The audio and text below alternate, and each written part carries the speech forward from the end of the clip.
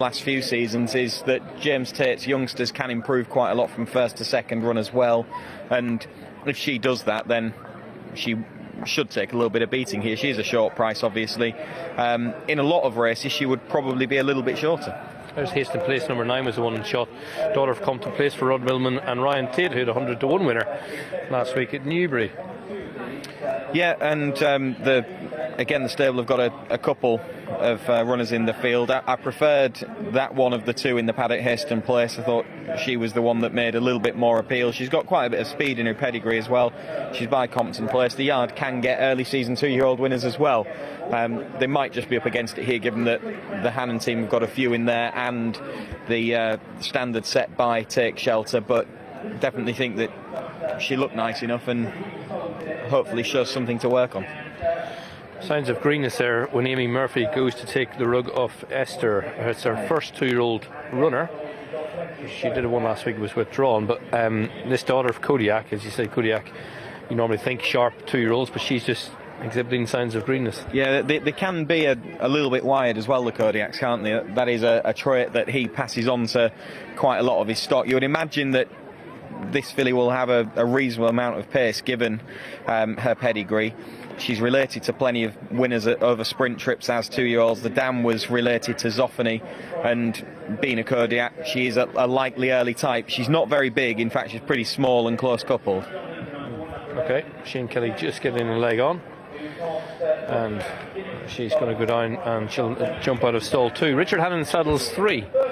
Campion is the mount of Ryan Moore, but this daughter of Exceed and Excel made her debut just over 3 weeks ago and in truth showed very little. Yeah, she was sent off favourite for that race, but not the biggest surprise given that a Hannon horse early on in the season with a sharp enough pedigree being by Exceed and Excel and related to a few sprint winners. The dam was a stakes winner over 6 furlongs in America, so she's got the pedigree to do the job. As you say, first time up you would have expected her to show a little bit more, but maybe with the experience behind her she'll take a big jump forward. Okay, stable companion Bilsden Brook, daughter of Shamsalisi, and Sean Levy on board her, number 5, going down this side.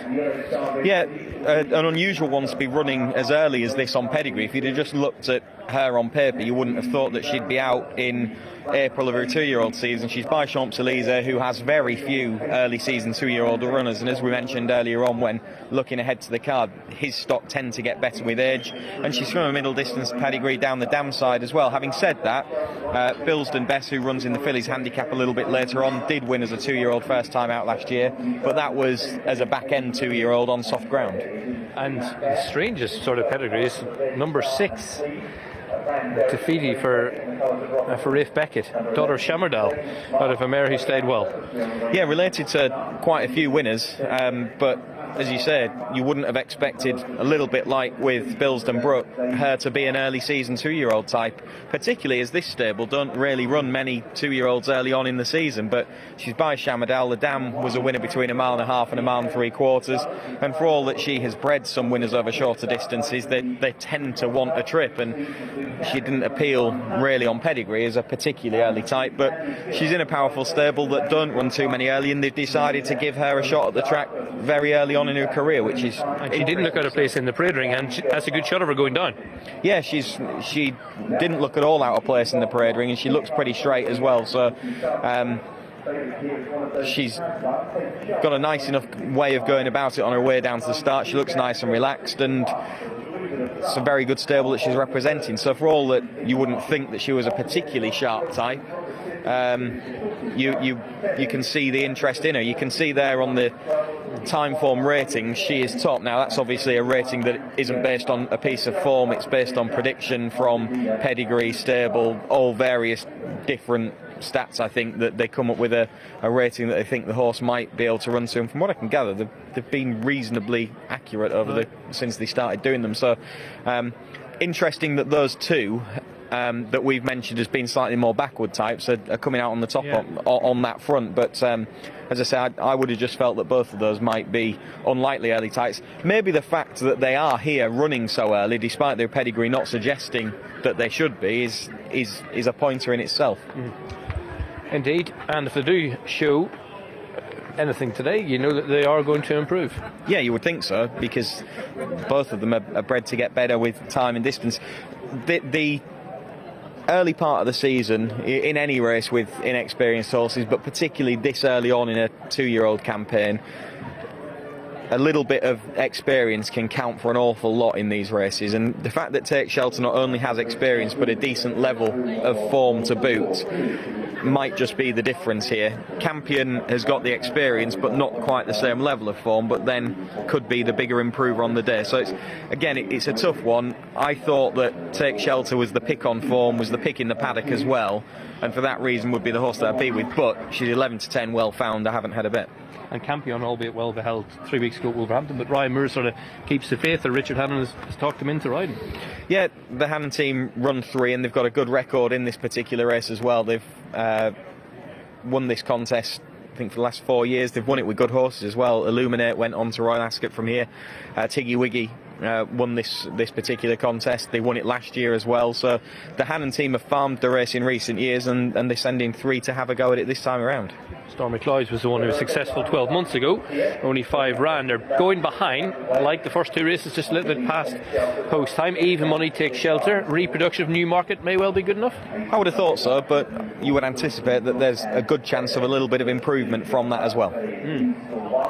And Take Shelter will jump out of stall 10, which isn't ideal, but isn't insurmountable, you wouldn't have thought, with a run under her belt. Yeah, I think the worst of that draw is the 11 box, isn't it? Because you're on the outside with a debutant in Hastings Place, who you just so often see it that the one that's drawn on the outside shies away from the rest of the field and loses a bit of ground momentum, and it just exaggerates any greenness that might be there as soon as you're out the stalls. So particularly with one on the inside that might well jump well, given that she's got a bit of experience, it might be quite tough for Hastings Place in that regard. As you say, Take Shelter's draw isn't ideal out wide in stall 10, but that wouldn't really be so off-putting, given that she's got an experience edge on the vast majority of these, and she did show a little bit of early speed to hold a position at Newmarket last time as well, so I would think that she'll be right up there from an early stage of the race. A bit of support for Daddy's Girl into 7-1 clear.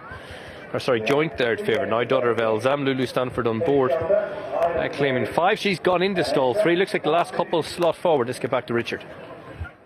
Thanks, Niall. Actually quite like Zane Smarts on the way to post. She's not very big, but she seemed to know what she was doing a little bit more than the other debutantes at least. Whether that would be good enough to knock a few of those with... stall 5 getting fractious. Dolly Dagger. Handler in to assist Dolly Dagger, who's getting worked up in stall 5. Zane Smarts and also Highland Mary are the 2 that are yet to go in. Blindfold fitted to Dolly Dagger in the stalls just to settle her down. And Highland Mary will be the last one to be offered up then for this Betfred Home of Goals Galore Fillies Condition Stakes 2-year-old contest. Zane Smarts is in. Highland Mary will be the last. A handler still perched in Dolly Dagger's stall. Vacates the scene now, so we're just about all set. 5 furlongs for these 2-year-olds. Highland Mary, last one in. And they're off. Bilston Brook was a little bit slow away. Argy-bargy midfield. Dolly Dagger and Highland Mary are amongst those that suffered as they make their way through the first furlong. Zane Smarts, Take Shelter, Daddy's Girl and Esther are the first quartet to show, with Campion. And then behind these, De Fede, who is on the rails, proving a little bit awkward, is Hasten Place on the outside of Highland Mary. After the incident at the start, Bilston Brook and Dolly Dagger are towards the tail of the field. So Zane Smarts out in the centre of the racecourse with Daddy's Girl with a big white face, and on the rails, Esther in the pink and white. They show speed down towards halfway. Take Shelter, then Campion. Highland Mary making ground from the back of the field as Esther and Daddy's Girl with Campion press on. Take Shelter towards the outside, De Fede, and then right from the back of the field, Hasten Place. 4 wide as they go inside the final furlong. Daddy's Girl and Take Shelter. Bilston Brook from a long way back's run a mighty race from that starting position. Campion still there as well. Daddy's Girl out in front from Take Shelter. Campion and Bilston Brook still flying late in the day at the line. Daddy's Girl beat Take Shelter. Bilston Brook somewhat unlucky in third. May have got that position from Campion with De Fede in 5th place. quite a rough race, but a decent winner in Daddy's Girl, daughter of Elzam, for Rod Millman, Lulu Stanford on board, was joint third favourite at 7-1. Beats the favourite Take Shelter in second for James Tate and Luke Morris, and Bilston Brook, as Richard mentioned in his call, not enjoying the best passage through, third for Richard Hannon and Sean Levy. Yeah, and got quite a bit of running to do at this point as the eventual runner-up Bilston Brook, but kept on quite well, having got a fair way back, kept on very well in fact, but Early Speed won the race, and Daddy's Girl, who had 2 runs behind her already, has shown the best of the Early Speed. Take Shelter hasn't really taken a step forward from that debut. Went right a little bit at the start, caused a little bit of trouble for those on the inside of her, and that wasn't ideal for them, but then she just can't quite get any cover, and she just latches on a little bit, doesn't she, there, Take Shelter, and then she still just looks a little bit green here during the course of the race. You wouldn't have picked her out as the one who'd ran 11 days ago. No, exactly. She, as I say, she just struggled to get a little bit of cover initially, and then she's been a little bit keen, and then she just seems to get a little bit unbalanced and look a little bit green. So you would imagine that further on, as she grows up a little bit more, she can take another step forward. But the real eye catcher is the eventual third, Bilston Brook, who has got nowhere to go, gets a long way back, and then sees out the race strongly. And she is bred to get better with time and distance. You'd have to think that once there's a 6 furlong race, she's going to be able to win over 5. But as soon as there's a race over 6,